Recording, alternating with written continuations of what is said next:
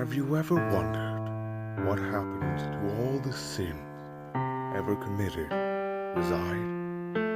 Well, they all end up at the same place, the Sea of Darkness. Oh, sorry. I am Alucard Alfred, and today I will be the storyteller for a tale. I will read you the story of one who knows evil better than anyone else, Darkon.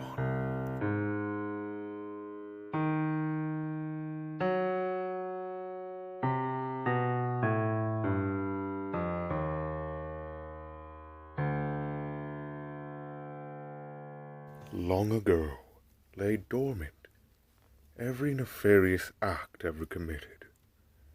After some time, they just kept on coming and coming, in this sea polluted by the decisions of others. Yet, after everything, the sea was just ravenous for more. So, in order to conquer its own insatiating hunger, the darkness slowly began condensing and taking a mind of its own.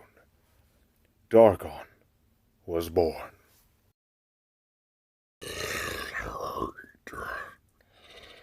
I hunger.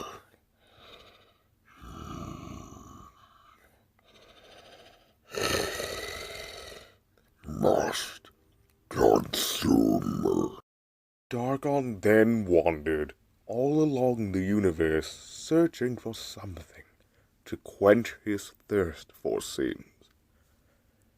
Always searching, always hungry, until he had found his first sinner.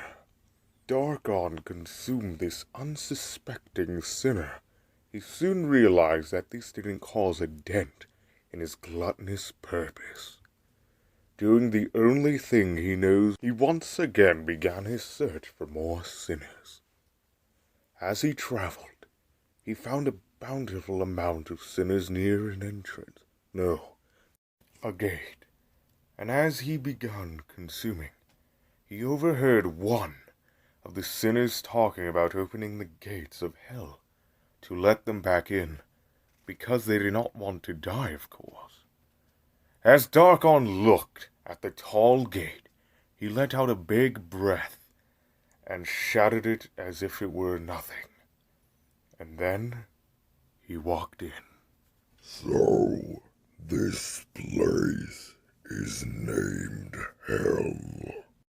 But before he can finish his sentence, he was completely surrounded by armed forces, all pointing with their dangerous weapons, glaring at him with such disdain.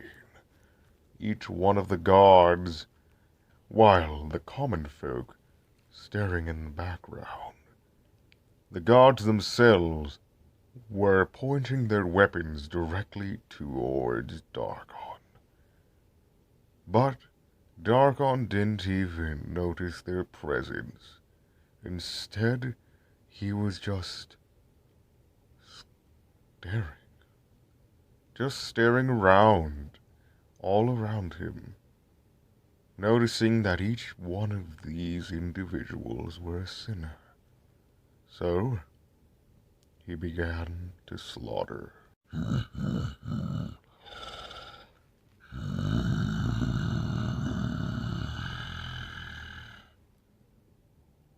Let's begin. Where do you think you're looking at, you little rat? Oh well, we'll still kill you the same. Sergeant, sir. What bloody is it? Look behind you. Oh, so the little is staring directly at me. So, what does that have to do with anything? Oh well, come on men, let's bloody just end this already. Yes, let's do it! I will certainly... Yes! Oh, what? Wait, what? It appears we're not doing damage. Well, just keep bloody doing it! General, It's not working! Oh god, what do we do now? Oh no. Just keep bloody dirty!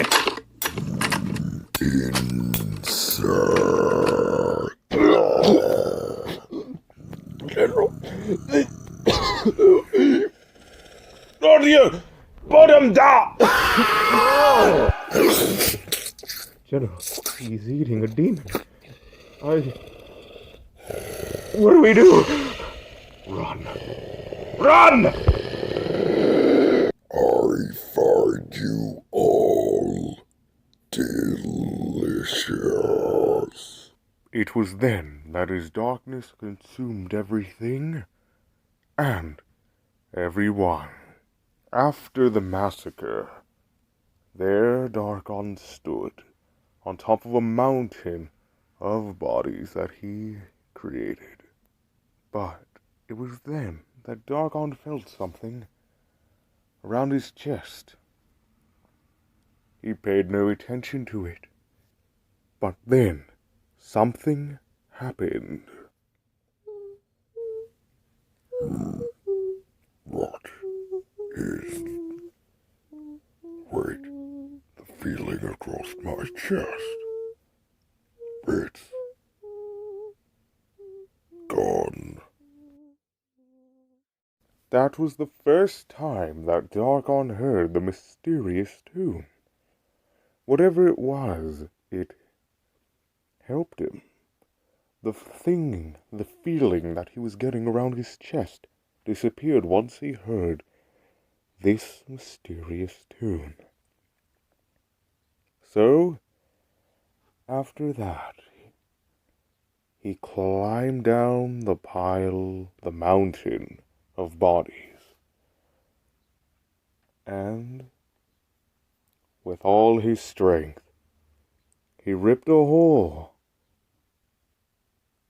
through hell itself and crawled right through, finding himself in another place. More sinners to find. After devastating countless realms, he realized it wasn't the sinners that he needed, but instead the nourishment of their lives. They themselves are the sinners, not the actions that made them. In other words, this gave Darkon the full ability to murder anyone and anything he wanted, and it would nourish him in his endless, gluttonous purpose. After some time passed in his absolute genocide, word got out, and a prophet from another multiverse was warning everyone that some great evil was coming, and they should all band together in order to stop it. Of course, heaven, hell, every other realm didn't want to band together, even after the warnings of the prophet. But the thing that did drive them to get together, a devastating feeling as if they have died, but from somewhere else. And it was then that everyone stood together, arms in arms, expecting and waiting. But Darkon was not coming. Well, not yet, that is. He was wandering of an enchanted forest, just wandering, searching for an unknown reason. Whatever it was, he just kept wandering and wandering. And until then, he once again heard the same tune. There it is. That's the tune that I've heard. And, the feeling in my chest is gone again. Darkon heard the same mysterious tune he heard winter's time in hell. This time it sounded a bit closer than it did before. But Darkon just kept pushing forward, and kept pushing forward even more, until everything in his own place, all around him, everything dead, bodies, all of life was extinguished. And Darkon, with both of his hands, clasping reality itself and ripping a hole through it, peered in and walked through. While then, all of the realms that were stuck together, expecting Darkon to come, saw two hands ripping open a hole through reality itself. And then they saw a black helmet peer through, and it was then they knew the great evil was here. All of them stood together, preparing themselves for battle to kill off the dangerous evil that they had felt, no, that they have learned about, and wanted to extinguish it once and for all. The strongest of the warriors immediately began to charge before Darkon went completely through the opening. But they miscalculated. I'm guessing that you are the leader of all of them. Well, here you could have their heads of your strongest champions. Let me tell you, they were not fun. In fact, rather boring. I expected more. For those who waited for my arrival. Oh well, you'll be just like the others. Oh my, I did not expect you to actually execute those that quickly. Anyway, it appears that you fell directly to our trap. We knew you would slaughter those that would go directly to you first. So, as expected, you killed nothing but fodder. Our strongest champions are actually, well, you can see for yourself. I got his leg. I got his arm. Yes, I got him as well. Yes, okay. Now, for you, leader, execute the evil. Oh, I will. I know. All of you here, standing together, seeing that our plan actually worked. Well, of course it would work. I'm here. Looks like the angels of heaven actually got this done. Thanks for sacrificing a bit of your fodder. Those from hell. Any last words before I completely erase you, of course? Oh, my serious apologies.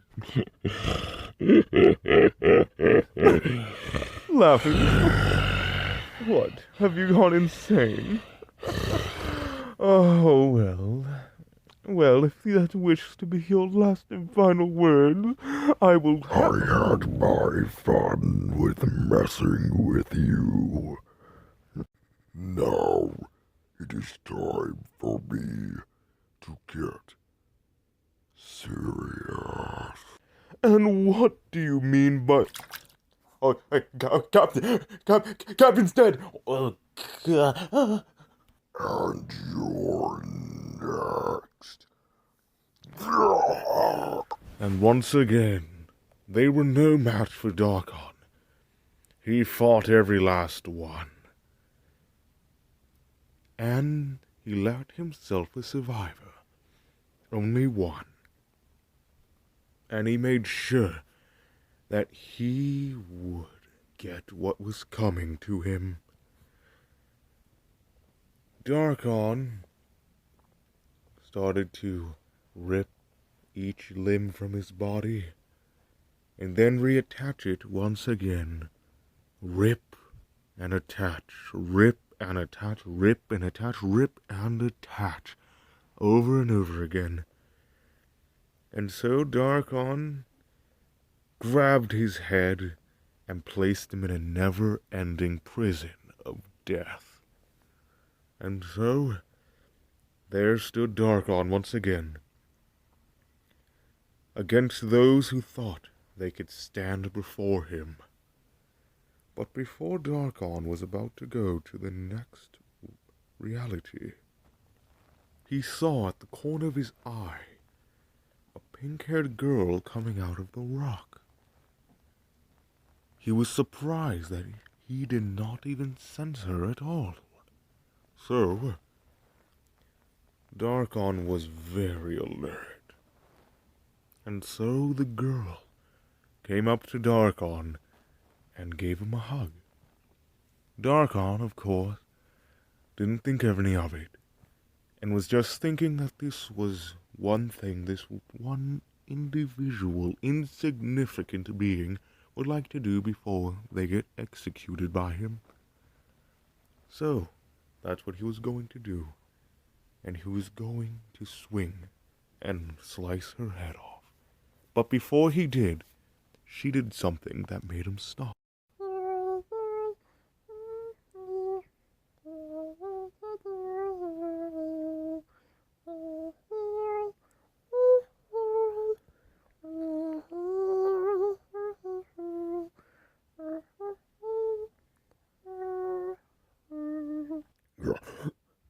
It was you. You were the one who got rid of that feeling. Who are you? I'm Lemon. Lemon is my name, and I just came here to give you a hug. But why are you giving me a hug? Because you're so lonely. So very, very lonely. And it was then that Darkon learned the feeling he was feeling 2 times before. It was loneliness. Looking down, he put down his arm and saw the gal that he thought, no, he knew he was going to exterminate. So Darkon began to fight against himself, against his whole purpose.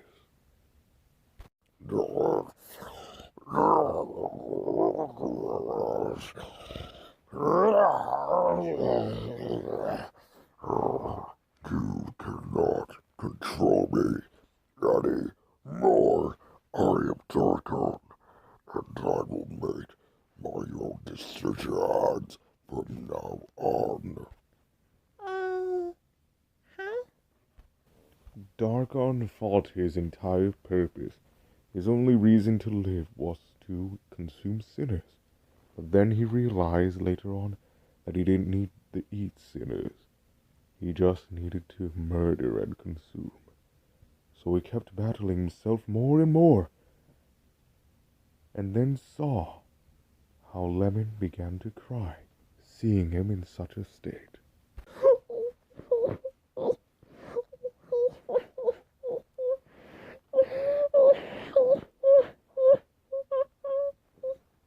And it was then that something sparked within Darkon. What is this feeling? It's as if... No. I've been set free. I will have a new purpose. Don't cry, Lemon. Do not cry. My new purpose will be letting you cry ever again in sadness, because you have helped me find a purpose and not forced to live it. Thank you, Lemon. You're so... Oh, by the way, what's your name? My name is Darkon. Yes, Darkon is my name, and I will always be by your side. Well, well, well. It appears that you two have gotten along so well. You don't have to worry about who I am. But I can give you guys an offer. You two can stay here, of course, being hated by everyone and everything. Or you can come with me. I won't tell you where, though. Well, the choice is yours, of course. Would you like to stay, or would you like to come with me? My choice is whatever Lemon chooses. Lemon, what is your choice? Well, I see you want to go with him. I want to go. I want to stay here and everything stays. Very well then. I will go with you. Okay then, very well. Just walk through the portal, and you two will be guaranteed safe, as well as being together. And so, Lemon and Darkon walked through the portal that the hooded man has made. And once entering, they found himself in a space of complete and utter white. But they saw a mansion standing there, and outside stood a majestic maid, a scythe, a funny jester, and a butler. Ooh. Oh, how fun. New faces. Ooh, what are you doing? Oh, so many things I can enjoy. Oh, hello, big man. Oh, you're so tall. Whoa, is that armor? Are you made of armor? Are you the armor? Ooh, what made you come back to life? Oh, all kinds of... Jester, calm down. They are new guests here, remember? I know. Who's with you? I just love having fun. Oh well. Who are you two anyway? I am Darkon. And I'm Lemon. Lemon, okay? It's Lemon. Oh. Fun, interesting beings we have found. What do you think, Butler? Jester, it is pronounced called Alfred. Oh, so much fun, so much fun. Oh, we'll be getting along so well. Ah, yes, Jester, of course we will. And it was right then and there that Lemon and Darkon knew that they were home. Well then, that is the end of the story. What happens after, well, will be taken apart in somewhere else. Until next time, my fellow viewer.